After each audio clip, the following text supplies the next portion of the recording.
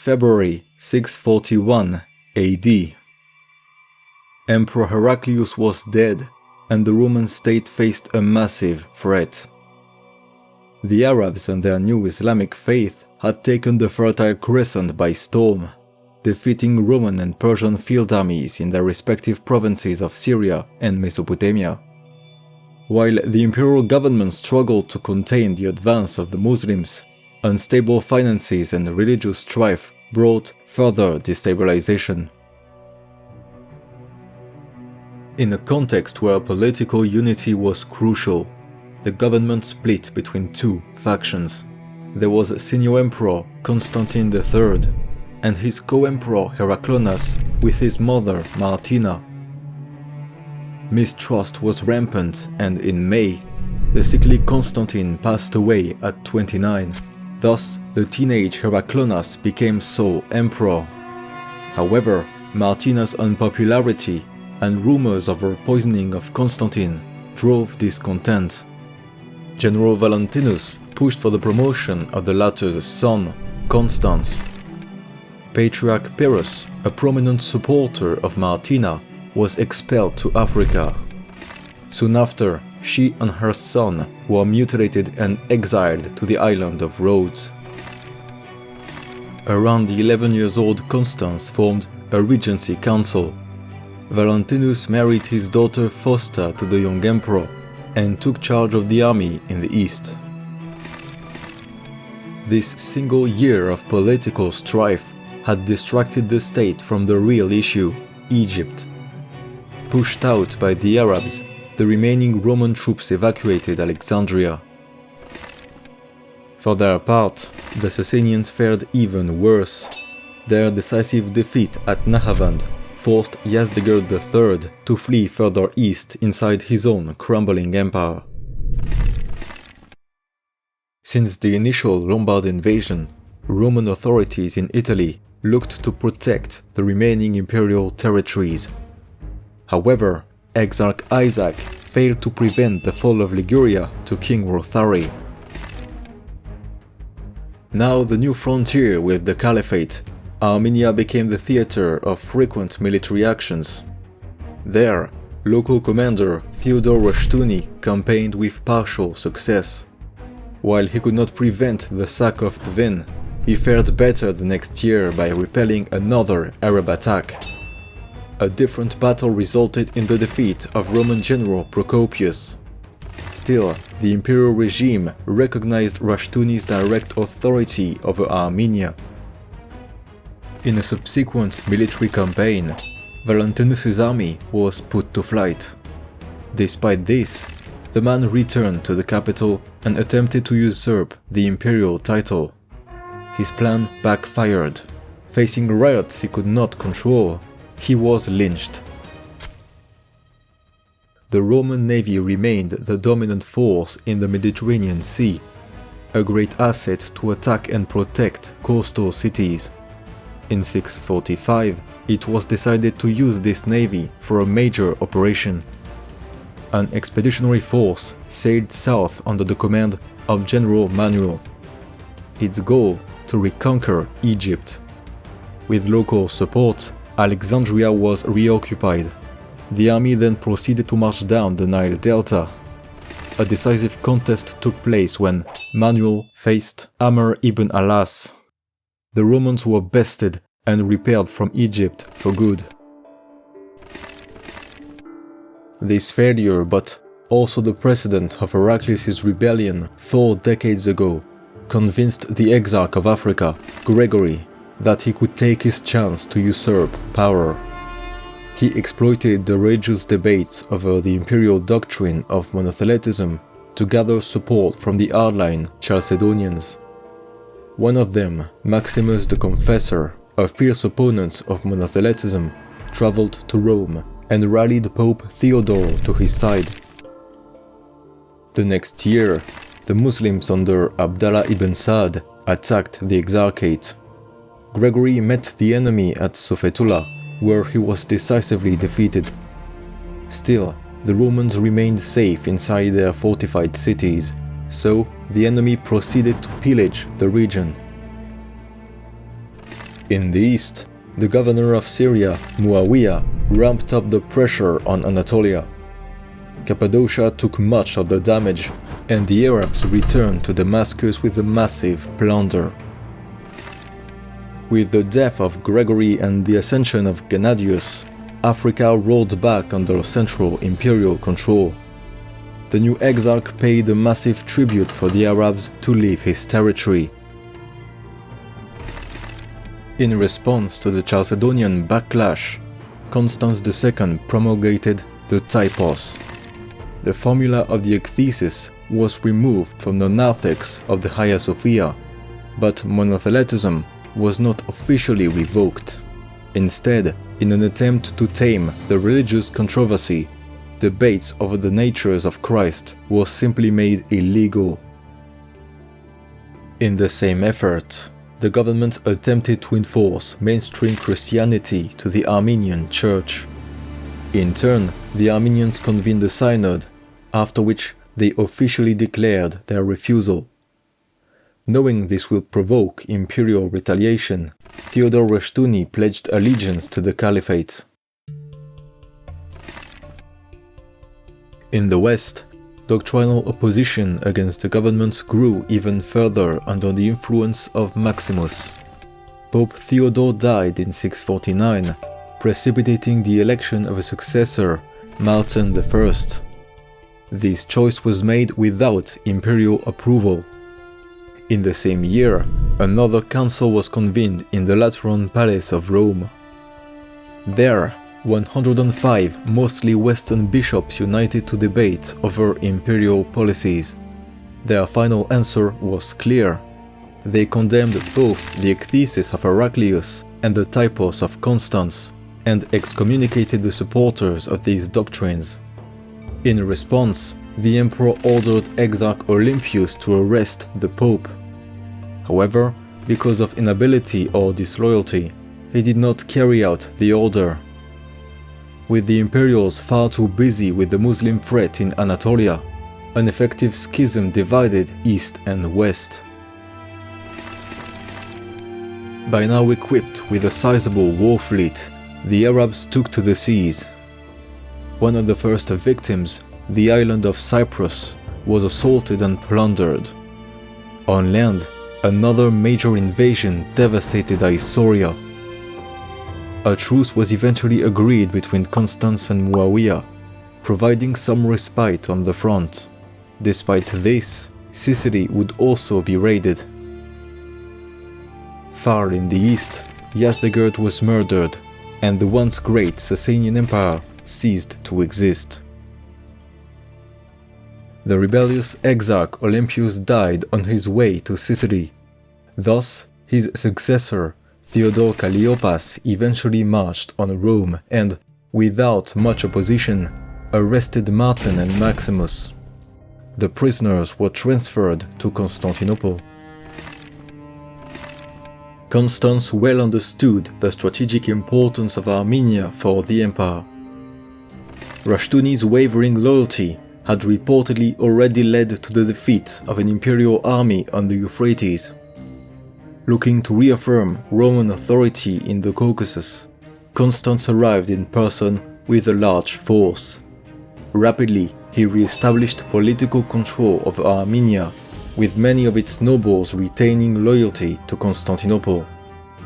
Rushtuni fled to Damascus, and General Marianus was left in charge of imperial interests in the region.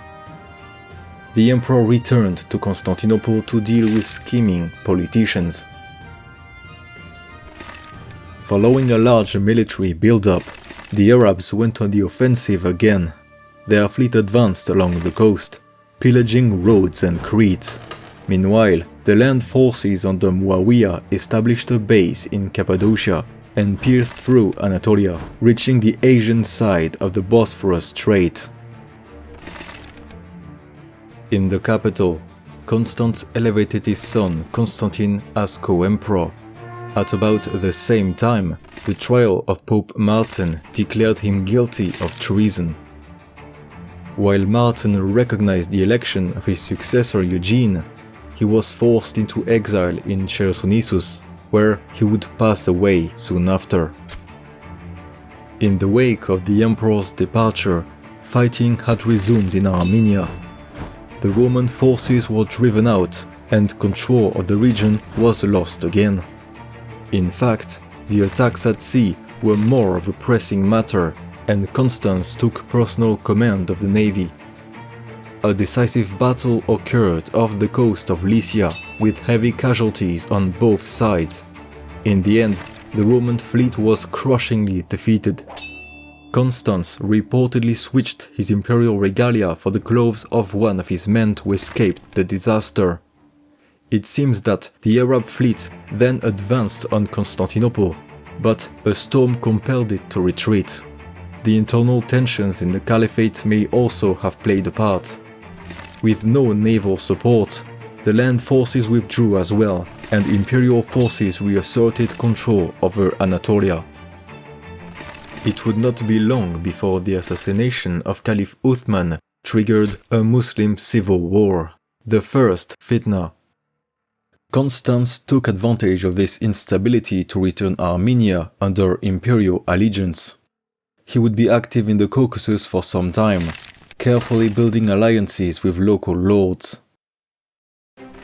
Constans also became the first emperor since Maurice to actively campaign in the Balkans.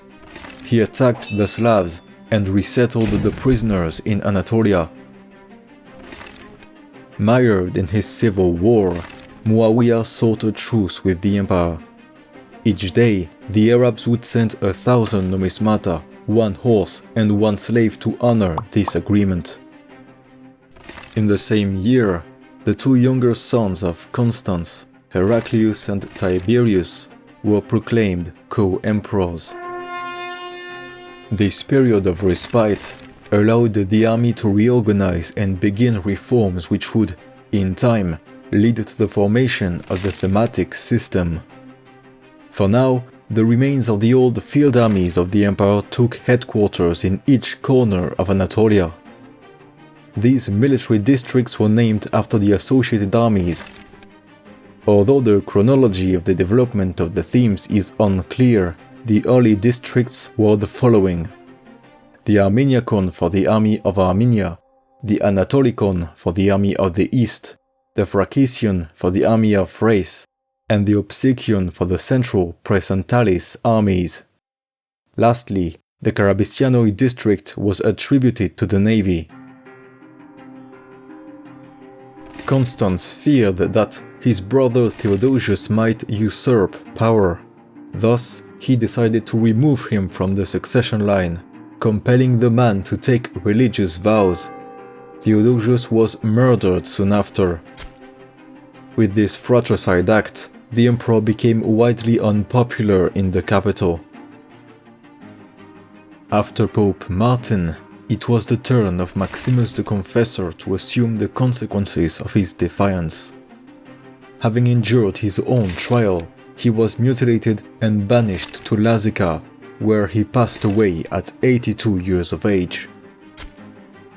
Since the reconquests of Justinian, the western provinces were neglected by successive emperors who focused their efforts in the east. Constans, however, decided to break with this tradition. Gathering the Opsikion troops, he sailed west while his family stayed in the capital. He first stopped at Thessalonica. In this area, he again fought against Slavic tribes with success, and continued inland to operate in southern Greece. The emperor took to the sea again, landing in Italy. From there, he pushed north against the Lombards and the Duchy of Beneventum, capturing a few towns. However, Beneventum itself refused to yield. Learning that King Grimoald was on his way to relieve the city, Constans broke off the siege and withdrew to Roman-controlled Naples. In a subsequent pitched battle, the Roman imperial force was defeated by the Lombard royal army. Constans did not persevere in conquering the Lombards. Instead, he went to Rome, the first emperor to do so since the fall of the Western Roman Empire. There, Despite current religious controversies, this meeting between emperor and pope went well. Vitalian welcomed Constans, who offered gifts to the pontiff. However, it did not hinder Constans from having his men strip precious ornaments from Roman monuments, the Pantheon among them.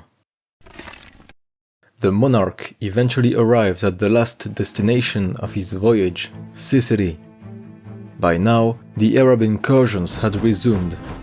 Constans, well aware of this threat, may have considered making the far-removed city of Syracuse the new capital of the empire. His presence in the west, however, was unwelcomed. Indeed, financial strain caused the emperor to levy heavy taxation, creating a great burden on Calabria, Sardinia, Sicily, and Africa. The exarch of Carthage, Gennadius, refused Constance's demand for additional revenue. Fortunately, the emperor's proximity to Africa allowed him to support the rebellion of a certain Eleutherius. This man overthrew the unruly exarch who fled to the Arabs.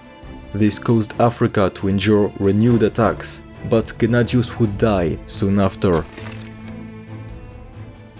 Armenia had reverted again to Muslim vassalage, and Muawiyah, now the new caliph, was even more committed against the Romans.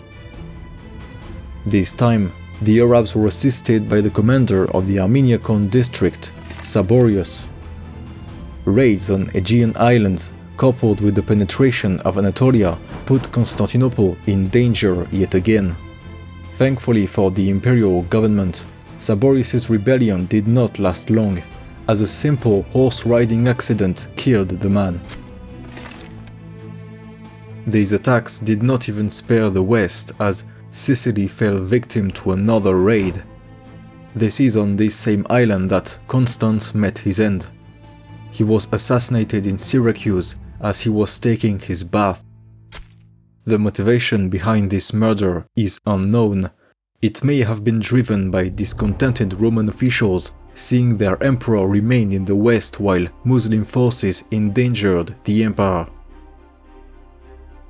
Circumstances made Constantine IV the new legitimate monarch. However, the troops elevated the commander of the Opsikion, Mezisius, instead. Unwilling to take power in the first place, he could not even secure the island before troops from Africa and Italy intervened.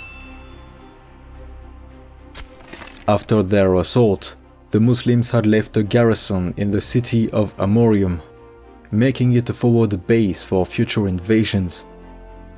Roman troops, however, stormed and reoccupied it, securing Anatolia for now.